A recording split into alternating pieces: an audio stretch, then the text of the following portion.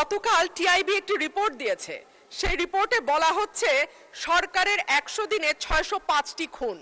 আমি আশা করেছিলাম মাননীয় স্বরাষ্ট্রমন্ত্রী আজকে এখানে উপস্থিত থাকবেন, কিন্তু আমি সামনে তাকিয়ে দেখলাম মাননীয় স্বরাষ্ট্রমন্ত্রীর আসনটি খালি, অর্থাৎ তিনি উপস্থিত নাই।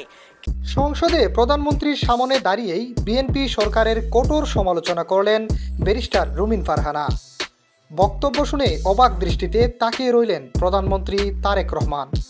সম্প্রতি টিআইবি কর্তৃক বিএনপি সরকারের 100 দিনে 600 খুন এমন প্রতিবেদন প্রকাশ করার পর সংসদে দাঁড়িয়ে সরকারের উপর এমন ক্ষোভ জারেন রুমিন ফারহানা।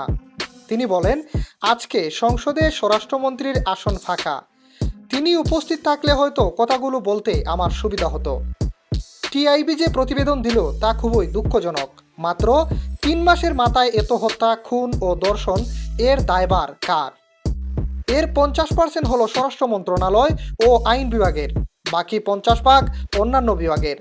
কি আর করা, তার অনুপস্থিতিতেই বলি, সরকারের প্রথম 100 দিনে দেশে হত্যা, অপহরণ সহ বিভিন্ন অপরাধে উদ্বেগজনক হারে ঘটেছে বলে দাবি করছে ট্রান্সপারেন্সি ইন্টারন্যাশনাল বাংলাদেশ।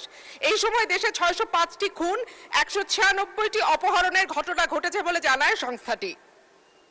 প্রতিবেদনে দেয়া পরিসংখ্যানে দেখা যায় মার্চ ও এপ্রিল মাসে মোট 605টি খুন, 294টি ছিনতাই, 90টি ডাকাতি, 196টি অপহরণের ঘটনা ঘটেছে। একই সময় পুলিশের উপর হামলার ঘটনা ঘটেছে 129টি, চুরির ঘটনা 2214টি।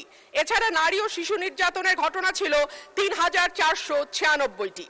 আলোচিত সময় ধর্ষণের শিকার হয়েছে 78 থেকে 102 জন, গণধর্ষণের শিকার 30 থেকে 36 এবং ধর্ষণের শিকার শিশুর সংখ্যা 49 থেকে 71 জন। মাননীয় স্পিকার, আমাদের এই পরিসংখ্যানটি স্পষ্ট করে দেয় বাংলাদেশে গত 3 মাসে আইন শৃঙ্খলা পরিস্থিতির অবস্থা কি। আমি বলেছিলাম যে এই সরকারের অর্থনীতি এবং আইন শৃঙ্খলা, এই দুটো বিষয়ে যারা মন্ত্রণালয়ের দায়িত্বে আছেন তাদের উপরে নির্ভর করবে 50% এবং বাকি 50% অন্যান্য মন্ত্রণালয়ের উপরে, যে এই সরকারটি কতটুকু সফল বা ব্যর্থ হবে। আজকে মাননীয় স্বরাষ্ট্রমন্ত্রী সংসদে উপস্থিত থাকলে আমার পক্ষে সহজ হতো আরো স্পষ্ট করে বলা যে এই সরকারের সফলতার 50% দায় অর্থ এবং স্বরাষ্ট্রমন্ত্রীর উপর নির্ভর করে। সুতরাং তিনি আরো বলেন, এই সরকার যে কতটা সফল তার স্পষ্ট প্রমাণ হলো টিআইবির এই প্রতিবেদন। বিএনপি এই মুহূর্তে দেশ চালাতে অক্ষম। রুমিন ফারহানার পুরো বক্তব্য শুনে পুরাই অবাক হলেন তারেক রহমান। যেন তার মুখে কোনো কথা বলার ভাষাই নেই।